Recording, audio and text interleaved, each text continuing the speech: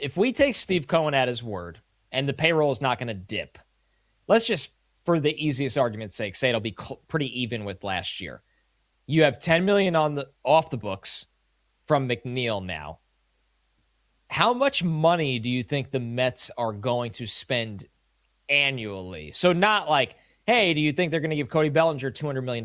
That doesn't matter at all. It's if they gave Cody Bellinger $30 million a year, and I'm using him as a placeholder. I don't even know what to believe anymore with Bellinger in the market, but he's a good placeholder. How much money this year do you think they're going to invest back into more pro players on this team in this offseason? So when 40 mil? I was going to say between 35 and 40. So yeah. when Steve Cohen put out that tweet and those kind of series of tweets talking about the Mets payroll, where the New York Post said it would be between 310 and 320. It depends how we're looking at this. Are we looking at year-end payroll, which I don't think we are? So if we're just going to compare this to opening day payroll, the last 3 years, this has been the Mets opening day payroll.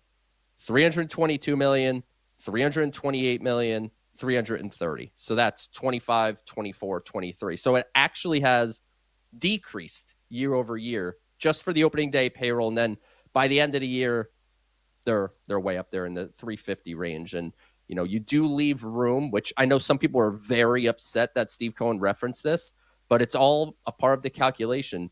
Calling guys up, waiver claim, trade deadline. It's all built into the payroll.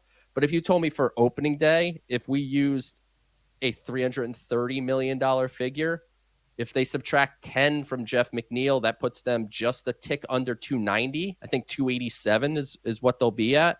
So that gives you $42 million to reach a $330 million opening day payroll. And that's not to say there isn't more money going out the door in trades, because I still think there's possibilities with Kodai Senga. There's possibilities with David Peterson. So we're going to see how it kind of works out the rest of the way. But if I had to put a guess on it, I'd say in the neighborhood of $40 million is probably, like you said, maybe the high end, but something around there, 35 to 40 is where I would kind of project.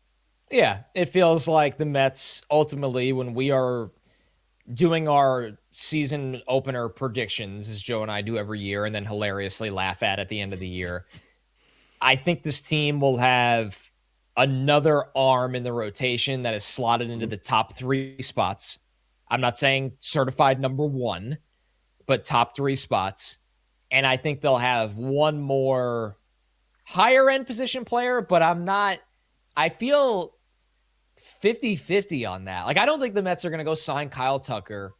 I'm more 30-70 that they get Bellinger. That might even be high, honestly. Like maybe 25-70. I don't know. And then they could trades you can never predict coming. And to be fair, besides Will Salmon, nobody in the world predicted Jorge Polanco. So yeah, I want to put that caveat in there as well, Joe. All I want to say is Will Salmon wrote an article for The Athletic this morning about why the Mets should go for Cody Bellinger. And I cannot, and maybe it was just column day where like something had to get out before the holiday. But unfortunately, Will is so dang good at his job. If he writes anything, I go, he knows something. He knows something. Yeah, what are we talking here, That's Will? what's happening. Yeah. I fully believe Will knows something. So I won't rule out Cody Bellinger. I think we know how I generally feel, that I don't think he's the difference maker that other people may think he is. But look, I can't rule out the possibility that the Mets do pursue him if the market gets kind of a little more within comfort. He's going to provide, if you want that plus defense, if you want that run prevention, you stick Cody Bellinger in left field and forget about it. He's going to be one of the best defensive left fielders in baseball. And then you could kind of deal with the growth of Carson Benj in center field and utilizing Tyrone Taylor at times. And Bellinger can play first base, though it's not like he played it a lot. I think people act like Cody Bellinger is like the surefire first baseman. It's not like that's not his primary position. He's more of an outfielder. So if you plug him in left, it's going to be great defensively. And on the offensive side, you have to hope that the home road splits aren't a scary sign of things to come, which obviously were a drastic difference between Yankee Stadium and away from Yankee Stadium. Because I could just envision Mets fans losing their stuff when Cody Bellinger in August is fine. Like he's hitting 267, 45 OPS, 19 home runs, but he's making $30 million a year on a multi-year deal.